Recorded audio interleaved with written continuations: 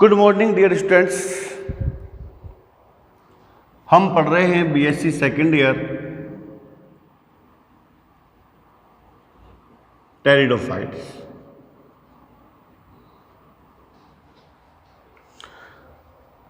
Alteration of generation in pteridophytes. Alteration of generation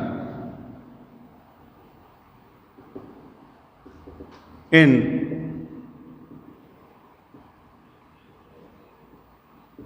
pteridophytes. हमको pteridophytes, चाहे वो कोई सा भी टेरिडोफाइट्स हम पढ़ें, चाहे हम साइलोडम पढ़ें, चाहे सिलेजिनेला, चाहे लाइकोपोडियम, कोई सा भी पढ़ें, इसके अल्टरेशन ऑफ जनरेशन के बारे में हमें पूरी जानकारी होनी चाहिए। अगर हमें ये नहीं पता लगेगा कि हम किस अवस्था में चल रहे हैं तो हमें कभी समझ में नहीं आएगा। इसलिए सबसे पहले ज़रूरी होता है कि टेरिडोफाइट्स में अल्टरेशन ऑफ जनरेशन की जानकारी हमें हो। टेरिडोफाइट्स का जो मुख्य पादप होता है जिसको हम कहते हैं स्पोरोफाइट, ये इसका मुख्य पादप होता है जिसका नाम होता है स्पोरोफाइट। ये 2n होता है और ये रूट यानी कि जड़, स्टेम, अब स्टेम ये राइजोम भी हो सकता है और लीफ में डिवाइड होता है। ठीक है, ये 2n होता है। स्पोरोफाइट जब भी जिक्र होगा, स्पोरोफाइट बीजाणुद्भिद क्या है, तो बीजाणुद्भिद आपके दिमाग में होना चाहिए कि बीजाणुद्भिद एक द्विगुणित पादप होता है जिसके अंदर जड़ तना पत्ती होती है, स्पोरोफाइट कहलाता है। यहाँ पर ये थैलोफाइटा नहीं है, जो जड़ तना पत्ती है तो स्पोरोफाइट है। अगर जड़ तना पत्ती में विभेदन नहीं होता तो फिर ये थैलोस होता, थैलोफाइटा होता। स्पोरोफाइट जो प्लांट्स होते हैं, इन स्पोरोफाइट प्लांट्स पर दो प्रकार की या एक प्रकार की, अगर ये सम बीजाणु जाति है तो एक प्रकार की बीजाणुधानी बनेगी, और अगर ये विषम बीजाणु जाति है तो इसमें दो प्रकार की बीजाणुधानी बनेगी। लेकिन आगे जाके जीवन चक्र एक ही प्रकार का होगा। देखिए, अगर मान में यहाँ पर इसको दोनों प्रकार की बीजाणुधानी या दोनों प्रकार की जो डेवलपमेंट होता है वो दिखाता हूँ, तो स्पोरोफाइट के ऊपर सबसे पहले माइक्रोस्पोरोफिल बनेंगे। माइक्रोस्पोरोफिल जिनको हम कहेंगे लघु बीजाणुपर्ण, लघु बीजाणुपर्ण। दूसरे बनेंगे मेगास्पोरोफिल, मेगास्पोरोफिल। तो मेगास्पोरोफिल जो हैं इनको हम कहेंगे गुरु बीजाणुपर्ण। माइक्रोस्पोरोफिल एंड बनेंगे फिर मेगास्पोरोफिल। तो माइक्रोस्पोरोफिल को हम कह रहे हैं गुरु लघु बीजाणुपर्ण और मेगास्पोरोफिल को हम कह रहे हैं गुरु बीजाणुपर्ण। स्पोरोफिल नाम से पता चल रहा है बीजाणुपर्ण, तो बीजाणुपर्ण के ऊपर ही बनेंगी ये माइक्रोस्पोरेंजिया, लघु बीजाणुधानी, माइक्रोस्पोरेंजिया। और अगर ये मान लीजिए मेगास्पोरोफिल के साथ बन रही है तो इसको हम कहेंगे मेगास्पोरेंजिया, मेगास्पोरेंजिया अर्थात गुरु बीजाणुधानी।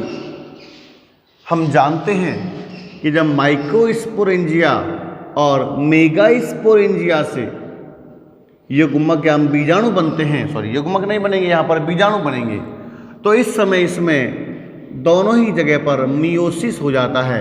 तो बनने वाला जो बीजाणु होगा वो हमेशा टेट्राड के रूप में बनेगा, चतुष्क, जिसको हम कहेंगे बीजाणु चतुष्क।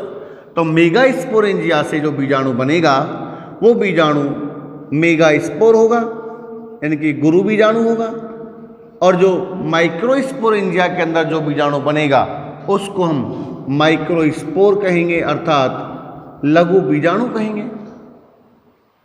That is clear. स्पोरोफाइट है, टेरिडोफाइट्स के सारे प्लांट्स स्पोरोफाइट है, रूट, स्टेम एंड लीफ में डिवाइड हैं। स्पोरोफाइट के अंदर दो प्रकार की पत्तियां, लीफ, जिनको हम कहेंगे माइक्रोस्पोरोफिल, जिनके साथ बीजाणुधानी बनेगी। मेगास्पोरोफिल, माइक्रोस्पोरोफिल से के साथ बनेगी माइक्रोस्पोरेंजिया, इसके साथ बनेगी मेगास्पोरेंजिया। दोनों में जब आगे डेवलपमेंट होगा तो जब बीजाणु का निर्माण होगा उस समय मियोसिस होता है।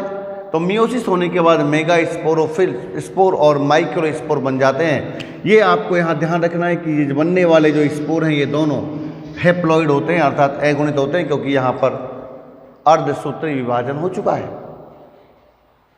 अब इन बीजाणु का जर्मिनेशन होता है। क्या होगा इनका? जर्मिनेशन। ये बीजाणु जर्मिनेट होने के बाद अब बनाते हैं, देखो यहाँ पर ये लघु बीजाणु हैं, सॉरी गुरु बीजाणु हैं, ये लघु बीजाणु हैं। किसी किसी जाति के अंदर, ये सिलेजिनेला के अंदर ऐसा होता है। अगर हम साइलोटम की बात करें, साइलोटम में ऐसा नहीं होता, उसमें एक ही प्रकार के बीजाणु बनते हैं और एक ही, अच्छा बाद में बताऊंगा, एक ही प्रकार के बीजाणु बनेंगे। यहाँ पर दो प्रकार के बीजाणु बनते हैं। जब मेगा स्पोर और माइक्रो स्पोर जब जर्मिनेट होते हैं तो मेगा स्पोर और माइक्रो स्पोर से इससे बनेगा प्रोथेलस, जिसको हम कहेंगे फीमेल गेमिटोफाइट, फीमेल गेमिटोफाइट। और इससे बनेगा ये जो माइक्रो स्पोर है, इससे बनेगा मेल गेमिटोफाइट। यहाँ पर ध्यान रखना आप, यहाँ जड़ तना पत्तियाँ नहीं बनेंगी, ये गेमिटोफाइट है, युग्मक उद्भिद है, युग्मक से बन रहा है, क्योंकि ये युग्मक है ना। एन, एन क्या होता है? हैप्लॉइड, हैप्लॉइड मतलब गेमिट, गेमिट मतलब युग्मक, और युग्मक से बनने वाला जो कहलाएगा उसको हम कहेंगे युग्मक उद्भिद, अर्थात गेमिटोफाइट। ये दोनों जो बनेंगे ये पूरे स्पोरोफाइट नहीं है, ध्यान रखना, ये गेमिटोफाइट हैं और इसकी संरचना प्रोथेलस होती है। जड़ तना पत्ती में विभेदित नहीं होते हैं, केवल क्या होते हैं? प्रोथेलस होते हैं।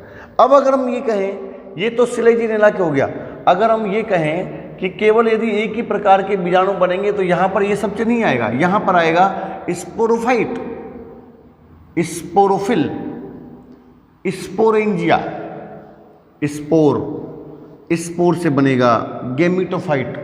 अब वो गेमिटोफाइट ऐसा होगा जिसके ऊपर दोनों प्रकार के, एक ही गेमिटोफाइट के ऊपर दोनों प्रकार के पुंधानी और स्त्रीधानी पाए जाएंगे, अर्थात उसे हम द्विलिंगी प्रोथेलस कहेंगे। यहाँ पर ये दोनों अलग अलग बन रहे हैं, फीमेल गेमिटोफाइट अलग बन रहा है, मेल गेमिटोफाइट अलग बन रहा है। तो फीमेल गेमिटोफाइट और मेल गेमिटोफाइट यहाँ पर देखो बनेगी स्त्रीधानी, इसको हम कहेंगे आर्किगोनिया, और ये एंथीरिडियम, ये दोनों अलग अलग बन रही है। एंथीरिडियम में बनेंगे एंथ्रोजोइड्स,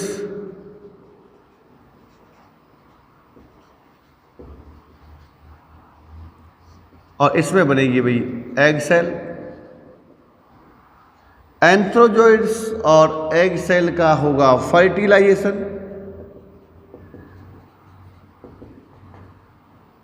और ये फर्टिलाइजेशन के बाद बनाएंगे भाई जाइगोट। ठीक है, जाइगोट जो है ये 2n है। जाइगोट स्पोरोफाइट की प्रथम कोशिका है। जाइगोट एक स्पोरोफाइट की प्रथम कोशिका होती है। तो ये जाइगोट फिर इधर से और एम्ब्रियो ऊस्पोर भी बनाता है, इसको निषिक्तांड कहते हैं।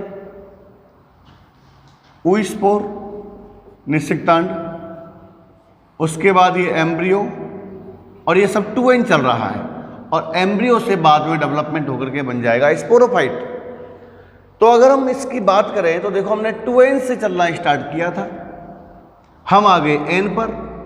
अगर हम इसके लैंगिक जनन को देखते हैं, सेक्सुअल रिप्रोडक्शन को देखते हैं, तो लैंगिक जनन के दौरान इसमें 2n और n अवस्थाएं एक के बाद आएंगी, यानी कि अल्टरनेट आएंगी।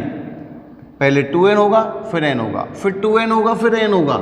इस प्रकार से इसके जीवन चक्र में द्विगुणित और अगुणित अवस्थाएं, अर्थात स्पोरोफाइट और गेमिटोफाइट अवस्थाएं एकांतर क्रम से आती हैं। इसलिए इसको हम कहते हैं पीडी एकांतरण। इसमें 2 बार जनन होता है। एक बार तो यहाँ जनन होगा स्पोरोफाइट में, बीजाणुद्भिद में, उसको हम कहते हैं जनन बीजाणुओं द्वारा। दूसरी बार जनन यहाँ होता है, इसे हम कहते हैं पुंधानी, यानी कि लैंगिक जनन वास्तविक यहाँ होता है। वास्तव में लैंगिक जनन यहाँ होता है क्योंकि ये एंथीरिडियम है, ये आर्किगोनिया है, और दोनों में एंथ्रोजोइड से पुंमणु बनते हैं और यहाँ पर एग सेल बनती है। तो वास्तविक जो जनन होगा वो यहाँ पर होता है, इसको हम निषेचन कहते हैं। यहाँ से फिर ये 2n अवस्था बनती है, फिर दोबारा से स्पोरोफाइट आ जाता है। तो इसमें जनन 2 बार होता है।